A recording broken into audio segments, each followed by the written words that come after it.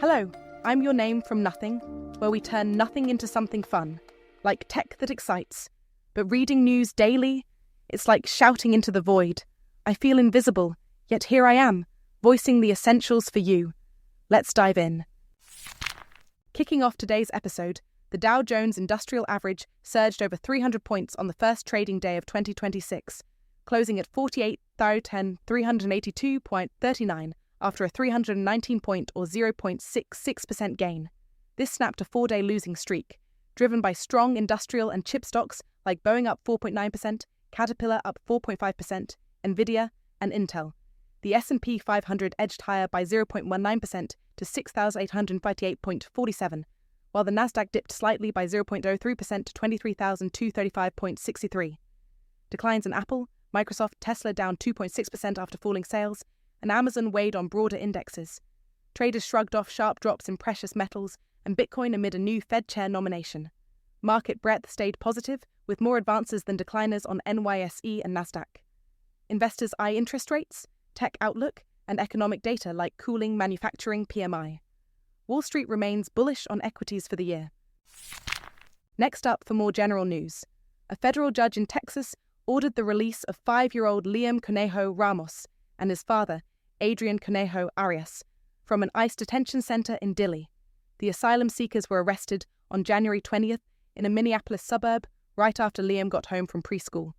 Agents took them to Texas, sparking national outrage with photos of the boy in his bunny hat and Spider-Man backpack.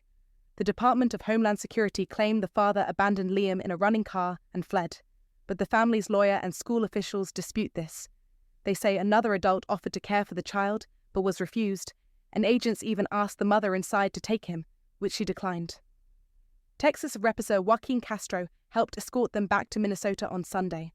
School leaders and officials like Governor Tim Walz and Senator Amy Klobuchar celebrated the reunion, urging ICE to stop such actions.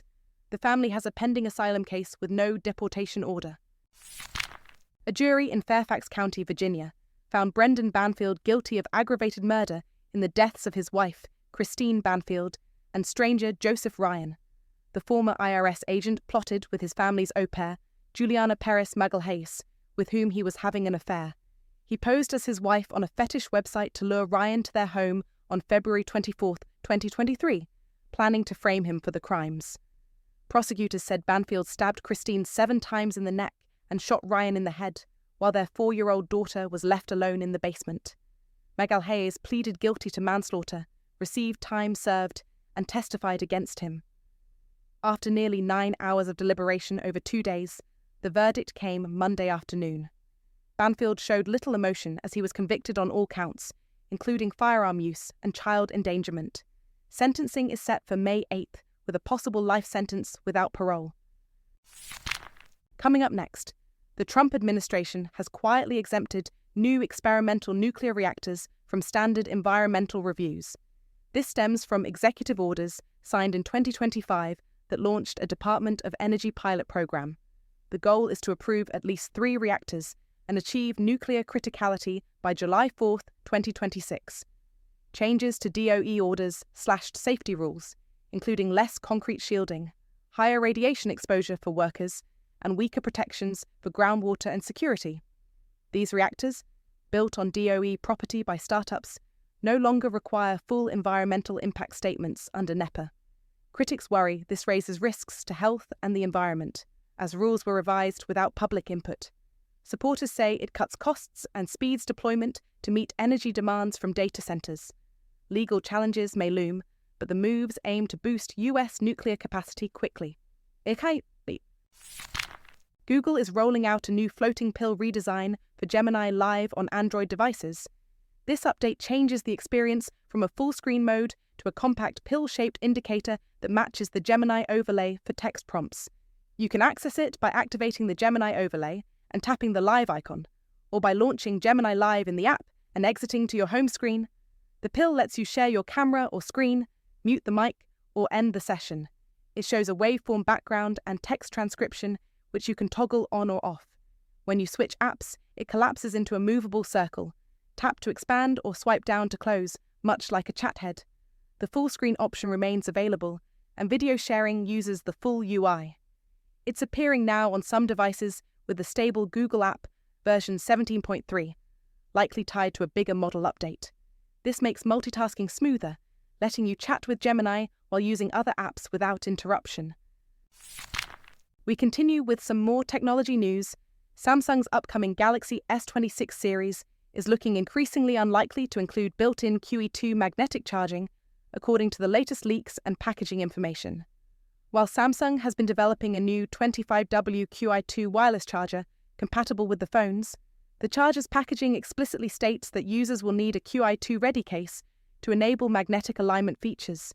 This requirement suggests the magnets won't be integrated directly into the phones themselves, marking no real change from the Galaxy S25 series despite the power upgrade from 15W to 25W. Case leaks from both third-party manufacturers and Samsung's first-party designs show magnetic rings built into the cases rather than the devices, further supporting this conclusion. However, some conflicting evidence from earlier leaks and Samsung's first-party case designs leaves a small possibility that magnets could still be included. The Galaxy S26 series is expected to launch on February 25th, when Samsung will finally clarify whether this long-rumoured MagSafe-style feature is actually coming to their flagship lineup. And up next, Intrepid Studios, the developer behind the long-awaited MMO Ashes of Creation, has shut down just weeks after the game's early access launch on Steam on December 11, 2025. The collapse hit on January 31st, 2026, when CEO and creative director Stephen Sharif resigned in protest over decisions by the studio's board of directors, which he said he could not morally support. Soon after, senior staff like Director of Communications Margaret Crone followed suit, confirming mass layoffs of over 200 developers via WARN Act notices. Leaked reports revealed severe financial troubles, including missed payroll, despite selling 250,000 to 300,000 copies at $49.99. Crone shared a heartfelt message on LinkedIn, asking players to be kind to the laid-off team who poured their hearts into the project.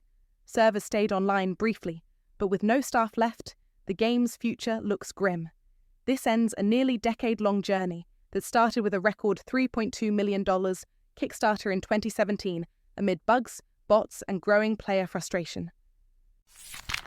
To wrap up today's episode, Microsoft's stock experienced a notable decline as the company faced two significant setbacks.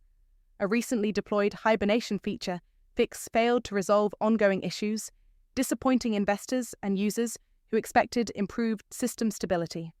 Simultaneously, the company faced unexpected criticism over permanent Xbox account bans, raising concerns about account management practices.